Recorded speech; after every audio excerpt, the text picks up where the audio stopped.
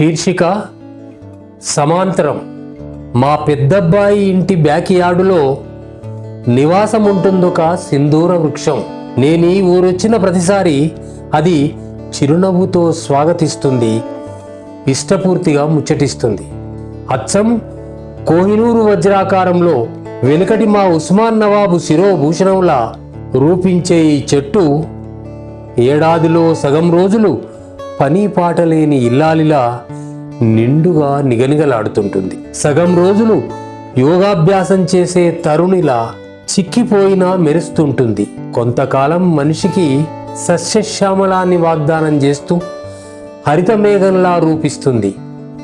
కొంతకాలం రాత్రివేళ చుక్కల చేపల్ని పట్టేందుకు క్షితిజ తీరాల నుండి విసిరిన వలలా ఆకాశ సముద్రాన్ని పరుచుకుంటుంది.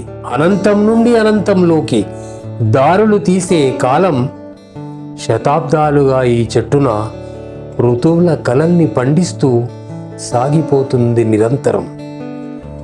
విరబోసినప్పుడు సద్దుల బతుకమ్మే, విరగగాసినప్పుడు జూకాల దుకాణమే, పొద్దు పొడుపులో జ్యోతిర్నర్తకి, సంజ వెలుగులో హోమ కీలా తాండవం, వర్షం కురుస్తున్నప్పుడు ఇదో శబ్దసాగరం, కవితా జలపాతం.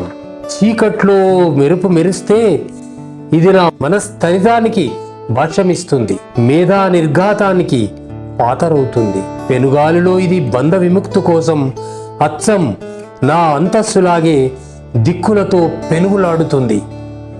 అక్టోబర్లో ఇది కుంకుమకొండ, నవంబర్ వస్తే పసుపు రాశి, డిసెంబర్ నుండి మార్చి దాకా నగిశీల వెండి రేఖలతో మలచిన ఒక మహాకలశం.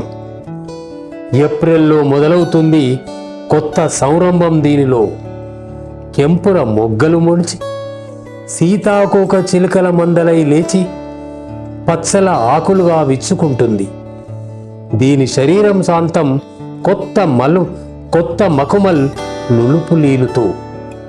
మేము వచ్చేసరికి వలసబోయిన పక్షులు విజయ కేతనాలు ఎగిరేస్తూ వచ్చి పునరావాసం చర్యల్లో, ఇన్నాళ్ళు మట్టి గుహల్లో అజ్ఞాతవాసం చేసిన పిపీలక కీటకాదులు, సాధుప్రాణులు, విషపురుగులు ఒళ్ళు విరుచుకుంటూ బయటకొచ్చి వృక్షక్షేత్రంలోకి అడుగిడుతాయి.